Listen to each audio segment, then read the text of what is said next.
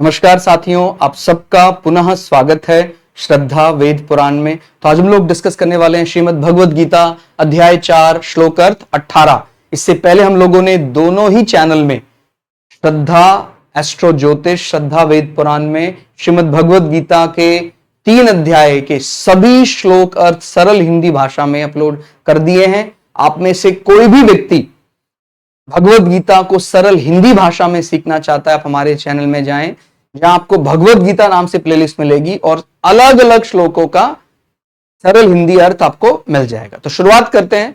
आज के श्लोक अर्थ में भगवान श्री कृष्ण अर्जुन को संबोधित करते हुए कहते हैं, यह संबोधन अपने लिए ऐसा किया जा रहा है, विचार करना है।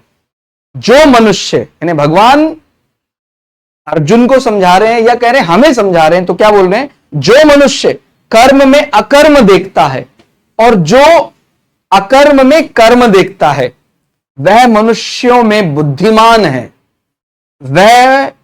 वह योगी समस्त कर्मों को करने वाला है।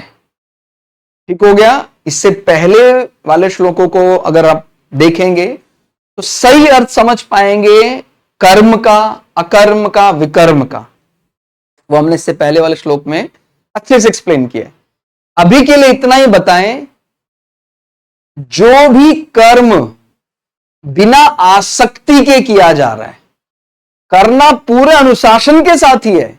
ऐसा नहीं कि भाई हम सेवा भाव में कर रहे हैं, समर्पण में कर रहे हैं तो थोड़ा बहुता चल जाता है। जैसे आजकल क्या विचार चल रहा है कि भाई ये वस्तु जो दान देने वाली है अगर थोड़ी कमजोर भी हो जाए तो चल जाएगा। नहीं, जो हमारे लिए हम उपयोग कर रहे हैं उतनी अच्छी या कहीं उससे भी ज्यादा अच्छी वस्तुओं को सेवा में लगाना चाहिए।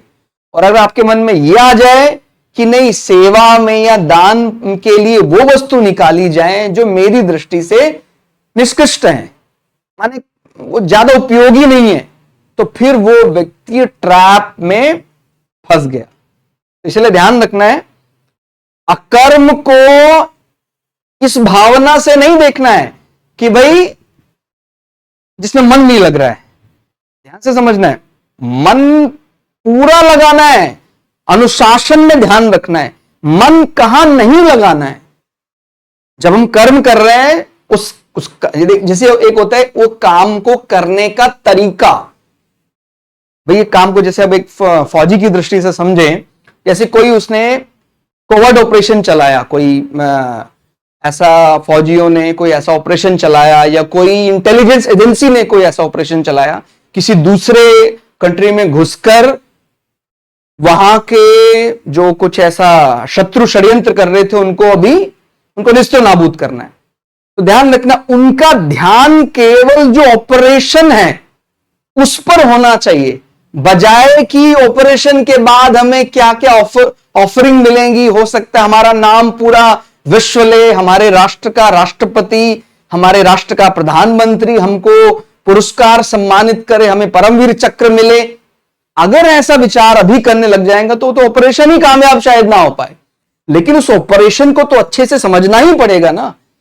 ऐसे ही हम जब कोई कर्म कर रहे हैं तो कर्म किस प्रकार से करना है, उसमें क्या क्या हमें सावधानी बरतनी है, उसमें क्या निषेध है, क्या करना चाहिए, क्या नहीं करना चाहिए, अच्छे से उसका पालन करना है। लेकिन हमें क्या नहीं करना है, माने उस कर्म को लेकर जो उसकी इच्छा पूर्ति संबंधित कोई विषय, मेरा अधिकार बढ़ जाएगा, यही नहीं करना है। और जब मेरा बहुत बढ़ जाता है तो फिर ये तमस की ओर ले जाता है और वही कर्म फिर विकर्म बन जाता है। समझ में आया? अभी किसी भी कर्म को जो शास्त्र सम्मत है, वो कर्म यदि हम सेवा भाव में जन कल्याण के लिए मुक्ति साधन स्वरूप कर रहे हैं पूरे अनुशासन के साथ, वो अकर्म कहलाएगा, क्योंकि उसके प्रति हमारा कोई कि भाई इस कर्म का फल मुझे मिल जाए, ऐसा कोई राग नहीं है और ना ही कोई द्वेष है। जैसे मैंने बोला ना भाई, क्योंकि ये मैं अपने लिए नहीं कर रहा हूं इस प्रकार का विचार करके कि यार अनुशासन नहीं भी होगा तो चलेगा, तो समस्या हो जाएगी। ना राग ना द्वेष, समभाव से वो कर्म करना। उसका जो कर्म करने का जैसा तरीका है, बिल्कुल वैसे ही तरीके से उस प्रकार उसको करना। लेकिन अगर उसके फल में लिप्तता हो जाए तो फिर वो एक सामान्य श्रेणी का कर्म माना जाएगा, जो हमें बांधता है, बांधने वाला कर्म माना जाएगा। उससे हमें हो सकता है पुण्य मिल जाए, पाप मिल जाए। लेकिन अगर हम उसका अनंत फल चाहते हैं कि भाई मुझे समाज की सेवा के लिए करना है, मुझे अपने विस्तार के लिए नहीं करना है, मैं तो पहले विस्तारित हूं, मैं तो पहले उस प्रकृति का अभिनंग हूं, परमात्मा का अभिनंग हूं, मुझे तो केवल अपने आप को पहचानना है। और वो किस अनुशासन से पहचान सकता हूं? कर्म को निरासक्त भाव से करके मैं पहचान सकता हूं। तो जब इस प्रकार से वो कर्म करता है तो वो अकर्म बन जाता है। तो क्या कहा भगवान ने? जो मनुष्य कर्म में अकर्म देखता है, कर्म के सारा उसका तरीका, उसका जो करेक्टरिस्टिक्स है, बोलते हैं ना भाई इस काम को, ये पर्टिकुलर इस चीज का करेक्टरिस्टिक्स क्या है, उसको अच्छे से समझना है, उसका किस प्रकार किया जाएगा, उसका एक्सपेरिमेंट में क्या क्या एपरेटस लगेगा, एम क्या है, वो सब पता होना चाहिए। लेकिन वो फल जब हम अपने सम्मान के लिए, अपने स्वाभिमान के लिए उसका इस्तेमाल करने लग जाते हैं तो ही गड़बड़ शुरू होती है। तो क्या बोल रहे हैं? जो मनुष्य कर्म में अकर्म देखता है, अच्छे से समझना है कर्म को, लेकिन उस कर्म में क्या नहीं करना है, बस उसमें आसक्ति अपने लिए नहीं करनी है। ठीक हो गया? और जो अकर्म में कर्म देखता है, वो ये ऐसा समझ रहा है कि जो मेरी जो भावना है ये वाली, कि मैं इस समाज के प्रति ये जो मैं वास्तव में कर रहा हूं, यही करने लायक विचार है। समझिए इस विचार को। मैं सन्यास इस प्रकार की घोषणा करता हूं, मैंने सन्यास ले ली, तो सन्यास में जो मैंने वस्तु का त्याग समाज में दिखाई दे रहा है, वो तो ठीक है, समाज में दिखाई दे रहा है, लेकिन मेरे मन में अभी भी उस एक पद के प्रति लालसा बनी हुई है, वस्तुओं के संग्रह के प्रति लालसा बनी हुई है। तो माने क्या है? मैं जो वास्तविक करने योग्य कर्म था वो मैं नहीं कर पाया। वास्तव में क्या होना चाहिए था सन्यास में? सन्यास में मुझे मेरे मन में वस्तुओं के संग्रह को लेकर लेश मात्र भी लोभ लालच आना नहीं चाहिए था। और कभी प्रारब्ध से अगर मुझे कोई इसी स्थान में रहना भी पड़ जाए जो वस्तुओं से संपन्न क्षेत्र है, जहां कोई ऐसे संपन्नता के साधन है, वहां पर भी रहकर मेरे मन में उनके प्रति कोई ऐसा भावना नहीं है, तो फिर मैं क्या है, माने वो क्या है? कर्म में अकर्म देखता है, और जो अकर्म में कर्म देखता है। इस बात को अच्छे से समझना है। सन्यास में मुख्य विषय वस्तु का त्याग नहीं था, वो वैचारिक त्याग था। माने अब मैं वस्तुओं के बीच में रह रहा हूं, उसके बावजूद भी जो त्याग करने वाला विषय था वो तो मैंने कर दिया है। मेरे मन में किसी वस्तु के प्रति कोई आकर्षण नहीं है कि भाई मेरे उन वस्तुओं के साथ घिरा हुआ हूं तो फिर मैं समस्या उत्पन्न हो जाएगी, ऐसा कोई जरूरी नहीं है। प्रारब्ध से, जैसे बोलते हैं ना विदेह राज जनक, वो राजा हैं, लेकिन उनके मन में उन्होंने ऐसा विचार किया हुआ है कि भाई प्रारब्ध से अगर मैं राज कर भी रहा हूं, मेरे वस्तुओं का, ये मेरे राज का होना ना होना कोई फर्क नहीं पड़ता है, क्योंकि उन्होंने समझ लिया है। वो क्या देख रहे हैं? वो कर्म में अकर्म देखता है। वो जो राजकर्म कर रहे हैं उसमें अकर्म, और जो वो अकर्म वाली भावना है उसी को वास्तव में श्रेष्ठ मान रहे हैं। माने वो जो त्याग है, सन्यास वस्तुओं का त्याग कम, वैचारिक रूप से जो लिप्तता है उन वस्तुओं के प्रति उसका त्याग ज्यादा है। तो वो जो अकर्म है वो वही वास्तव में कर्म है। तो ये बात हम क्या समझ पा रहे हैं कि सन्यास लेना हो या कोई भी, जैसे मैंने विदेहराज जनक की बात की हो, वो राजा होकर भी बड़े बड़े योगियों के गुरु हैं।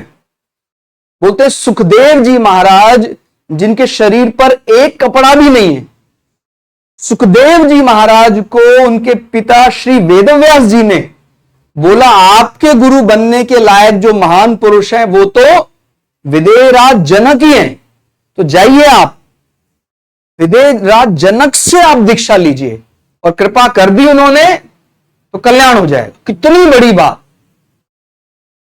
मतलब अगर इसको इसी को केवल हम समझ लें तो मुझे लगता है कर्म अकर्म का जो ये सुलझ जाएगा, जो मुद्दा उलझा हुआ है ये बड़ी सरलता से सुलझ जाएगा कि हम शरीर से तो हमने त्याग कर ही दिया है, अभी वो व्यक्ति कैसे जी रहा है जो एक राष्ट्र का राजा है, एक पूरी राजधानी में वो हर चीज की व्यवस्था उसको देखनी पड़ती है, लेकिन उनके मन में वो मन से यही समझकर कर ईश्वर की आज्ञा समझकर कर रहा हूं, और उनका मन उस अकर्म में ही रमता है। माने जिस भावना से वो कर्म को सेवा समझकर कर रहे हैं, और वही सेवा वास्तविक कर्म उनके मन में है। मतलब उनके मन में ऐसा नहीं कि जो मेरा अलग अलग प्रकार से जो दिख रहा है, जो दिखता है संसार में कि मैं राजगद्दी में बैठा हूं और राजा हूं, इस दिखने वाले कर्म की बजाय मन से जो मैंने समाज की सेवा के लिए जो धारण किया है, मन से मैं डिटैच होकर इन चीजों के साथ अटैच हूं, तो वो उस अकर्म को कर्म मान रहे हैं। यानी हमारे लिए भी, सबके लिए करने योग्य बस यही एक चीज है जो हम नहीं कर पा रहे, और इसीलिए शायद हम ईश्वर से अलग है। करने को तो सामान्य जन सब कर ही रहे हैं भाई। हम पूरा दम, हमारा अहंकार है पूरा, सबको। एक छोटा बालक है उसको भी अहंकार है कि मैं ऐसे बच्चा हूं, लेकिन मुझे ऐसे थोड़ी कोई को कह सकता है। उसको अपने देह अभिमान का पूरा वो है, और इसीलिए शायद वो उस ट्रैप में उलझा हुआ है, उस जाल में उलझा हुआ है।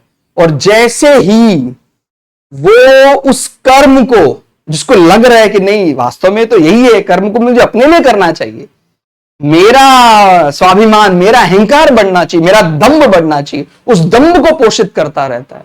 और जैसे दम्भ का त्याग करके वो प्रकृति का सेवक, प्रकृति के लिए सेवा करने लग जाता है,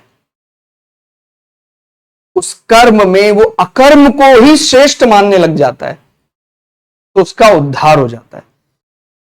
इसको अगर हम यहां समझें, कर्म में अकर्म देखने का तात्पर्य है कि कर्म करते हुए अथवा ना करते हुए उससे निर्लिप्त रहना, अर्थात अपने लिए कोई भी प्रवृत्ति या निवृत्ति ना करना। कोई भी जो हम कर रहे हैं यानी किसी काम में प्रवृत्त होना या निवृत्त होना, अपने मन से नहीं कर रहे हैं, प्रारब्ध अनुसार अपने को जो भी मिला है उसको निर्लिप्त होकर करना। उस काम में लिप्त नहीं होना है, निर्लिप्त होकर करना है। त्याग करना हो तो भी निर्लिप्त होकर, प्रवृत्त होना हो माने स्वीकार करना हो तो भी निर्लिप्त होकर। जैसे विदेहराज जनक राजा बने तो भी निर्लिप्त होकर, तो उस कर्म में भी वो अकर्म को देख रहे हैं। फल की इच्छा ना करने से नया राग उत्पन्न नहीं होता है। ठीक हो गया। तो हम अगर फल की इच्छा ही नहीं करेंगे तो कोई राग उत्पन्न नहीं होगा, और अगर राग उत्पन्न नहीं होगा और दूसरे को हित के लिए कर्म करने से पुराना राग नष्ट हो जाएगा। पुराना राग माने हमारा एक मन जो जुड़ाव है, उसी के कारण पाप और पुण्य उत्पन्न होता है। अब हमने कोई भी जुड़ाव ऐसा रखा ही नहीं, तो जो पुराने शरीर के हमारे जो भी पाप पुण्य वो धीरे धीरे समाप्त हो जाएंगे, आगे वो पाप पुण्य बनेंगे नहीं। लेन देन का ये व्यापार, लेन देन का व्यापार ऐसे समझिए कि मैं कोई अच्छा काम कर रहा हूं और उसका फल कहीं अपने लिए सोचता हूं तो मुझे पुण्य मिलता है, ऐसा विचार मेरे मन में आता है। कुछ गलत करता हूं उसका पाप मिलता है, मेरे मन में ऐसा विचार जमता है। तो ये जो लेन देन का व्यापार है, पुण्य कमा लिया 20, पाप कमा लिया 5, पुण्य कमा लिया 2, पाप कमा लिया 20, ये चलता रहता है लेन देन। ये जन्मों से चला आ रहा है। इसको बंद करने के लिए आगे से लेन देन बंद करना है, अपने को पाप बंद करना है, लेकिन अपने को ये जो पुण्य भावना है कि हाँ ये तो मैंने बहुत बड़ा पुण्य कर दिया अभी, ये वाली भावना इस प्रकार से नहीं करना है। जो भी सदकर्म है उसको हम तो कहते हैं वो तो पुण्य क्यों, आप उसको अनंत फल के लिए कीजिए ना, क्यों आप पाप और पुण्य जैसे सीमित शब्दों में उलझ रहे हैं। ठीक हो गया। अपने अधिकार का त्याग कर दें और हमारे पर जिनका अधिकार है उनकी सेवा करना आरंभ कर दे। इस प्रकार नया ऋण नहीं लें और पुराना ऋण चुका दें तो ऋणानुबंधन समाप्त हो जाएगा। हमारा ऋण बंधन जो है, धन लेना धन देना, समाप्त हो गया। पाप पुण्य के बंधन से मुक्त हो गए। उसी क्षण हम मुक्ति को प्राप्त हो जाएंगे। मुक्ति का मतलब मरना पड़ेगा ऐसा नहीं है। महाभारत में बड़ा सुंदर आख्यान आता है जहां सनक सनंदन सनत कुमार जी ने धृतराष्ट्र के प्रार्थना करने पर उनको यह बात समझाई कि मोक्ष मृत्यु को नहीं कह रहे हैं। धृतराष्ट्र ने पहले ये बात विदुर जी से पूछी, विदुर नीति के जरिए वो पूछा उन्होंने, तो विदुर जी ने कहा कि नहीं, मैं नहीं ये समझा पाऊंगा, आप माने मैं जानता हूं, लेकिन फिर भी आप सनक सनंदन सनत कुमार जी से ही ये समझिए। तो उस प्रकार हमें ध्यान रखना है, यहां मृत्यु को मोक्ष कह देते हैं लेकिन वास्तव में अलग अलग है। मैं जीते जी ही मुक्त हो सकता हूं यदि मैं पाप और पुण्य के दायरे से अलग चला जाऊं। ठीक हो गया। अर्थात जन्म मरण बंधन से मुक्त हो जाएंगे। प्रवृत्ति और निवृत्ति दोनों में सर्वथा निर्लिप्त रहना ही योग है और इसी को कर्म योग कहा जाता है।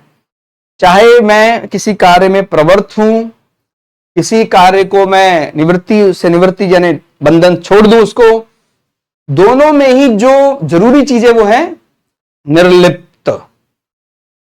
अगर ऐसा है ईश्वर की आज्ञा, मैं सन्यास लेने का मेरा विचार था लेकिन ईश्वर की आज्ञा आई, गुरु की आज्ञा कि नहीं अभी आपको सन्यास नहीं लेना है, अभी हो सकता आपको युद्ध कर्म जैसा क्रूर कर्म दिखने में लग रहा है करना पड़े, लेकिन वो राष्ट्र सेवा के लिए करना है, तो फिर उस युद्ध कर्म में जो दिखने में क्रूर लग रहा है उस कर्म के जरिए भी आप जन्म जन्मांतर के चक्कर से मुक्त हो सकते हैं। शायद उस समय पर जिस प्रकार के अर्जुन की मनोविचार बन रहा था कि मैं सन्यास ले लूं क्या, वहां पर उसके लिए सन्यास लेना उचित नहीं था। वहां पर उसको युद्ध करके ही वो जन्म जन्मांतर के चक्कर से मुक्त हो सकता था।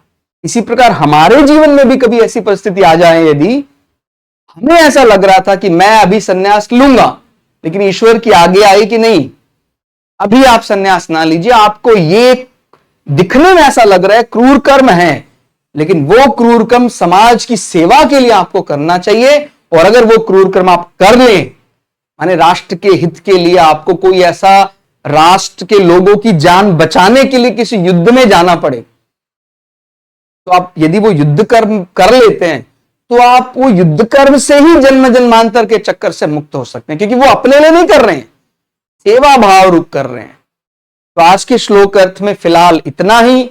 श्लोक अर्थ आपको कैसा लगा कमेंट करके जरूर बताइएगा। इसी प्रकार आप लोग जुड़े रहिए। आप लोगों का सहयोग, आप लोगों का साथ बेहद जरूरी है। बहुत अधिक धैर्य की आवश्यकता है। भगवत गीता के 700 के 700 श्लोक हमारा ऐसा मन है हम रिकॉर्ड करें, लेकिन उसमें आप लोगों का सहयोग चाहिए। और जितना आप लोग सहयोग करेंगे उतना ही हमारा मनोबल बढ़ता है और ये इच्छा और ज्यादा दुगने वेग से पूरी होने की करती कि जो हमारी ये गति है वीडियो रिकॉर्ड करने की, उसको दुगनी गति से रिकॉर्ड किया जाए और जल्दी से जल्दी भगवत गीता के 700 श्लोक अर्थ आप तक पहुंचाया जाए। तो आज के लिए इतना ही। मिलते हैं अगली वीडियो में। तब तक के लिए जय श्री भगु पराशरा, जय श्री शुक्राचार्य, नमस्कार।